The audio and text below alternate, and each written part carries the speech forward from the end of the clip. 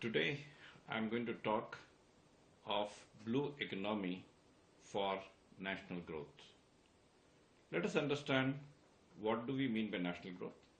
Let us understand what is blue economy and how does blue economy play a big role for the national growth.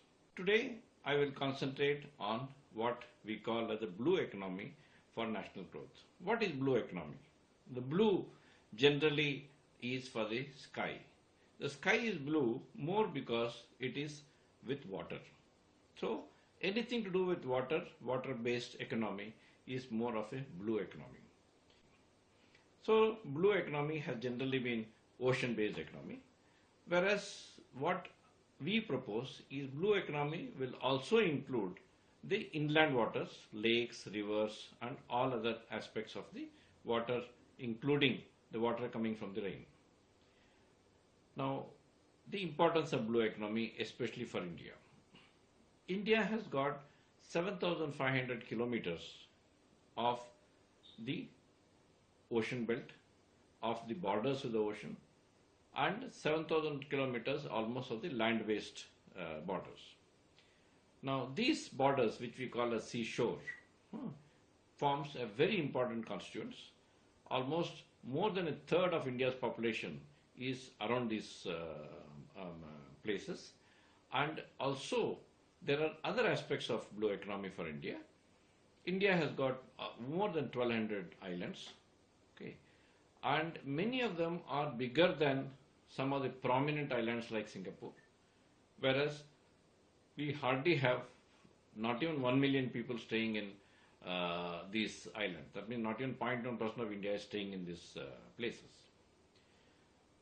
Second aspect is India has got 18,000 kilometers of rivers and it has got more than 3 lakh square kilometers of water in India.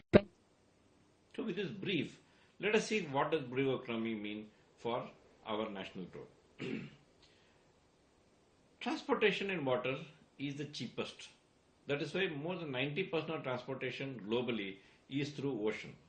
Because transportation in water is almost 1% of the other modes of transportation.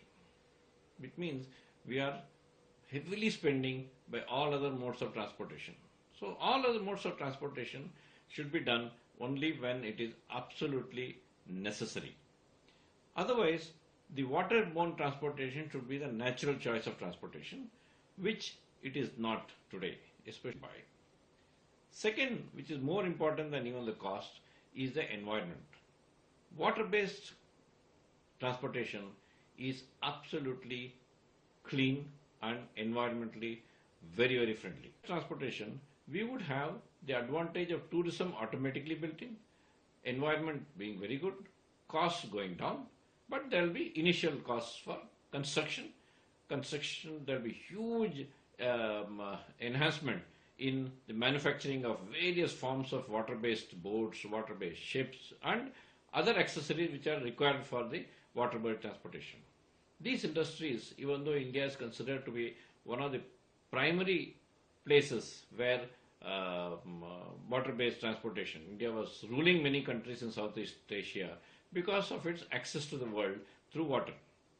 Whereas today, most crucial aspect which will be funds. How does the funds come in picture?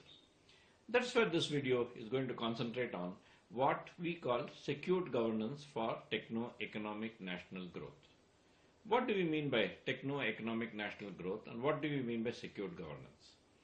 This principle is taking out the various hidden potential for the growth of the nation. What is the hidden potential, especially in this particular sector? Suppose we talk of water-based transportation. Now, once water-based transportation has to be set up, huge costs will have to go. Initial, by the conventional method, this cost would be told to come from the government because government has to initiate it. In secured governance, once it is superimposed, the government will initiate, but will formulate in a PPP model where the last P in the partnership will be participation, which is similar to partnership, and it will let it open with almost full funding also coming from the private sector on commercial basis. What do you mean by that? which again means that once a 500 kilometers of a water-based transportation has to take place, just like roads, the valuation around that place will go skyrocketing the moment any such thing is planned. That value is built in to make all the things which are creating the valuation, which again, once the valuation goes up, there are enough investors who are ready to come from India and abroad who would take care of setting up this infrastructure. And on a similar network, we have a huge ocean. India, with its 1200 islands, also has over 3 million square kilometers of areas on the sea, which belongs to India.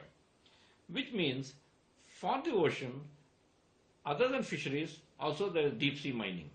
There are precious materials which are just waiting to be mined, which means here again on the same secured governance principle, if you put on the valuation methodology and seeing the hidden potential, creating hubs, mini hubs, nano hubs on these islands, these minerals can be exploited, these fisheries can come in picture, as also the tourism will be a big gainer.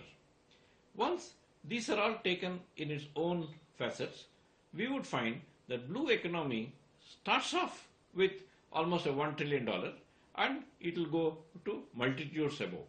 Today, India is touching about $2 trillion economy, would almost have a double jump in another few years of taking such an initiative. And this would be a win-win-win-win situation where we'll go forward. Public, because public can get into a very good methodology of transportation with a clean environment transportation and with a cost sensitive and cost competitive transportation. Then it's a question of tourism going up. Then tourism also will bring huge revenues so that anybody who is investing in this field would automatically have its money coming back where they have invested. There are a lot of foreign investors also waiting to invest in India, which should be encouraged for this particular sector. And a lot of stability can be brought. Today, India is spending huge amount of almost 50,000 crores per annum only to defend its sea belt and these 1200 islands and so on and so forth.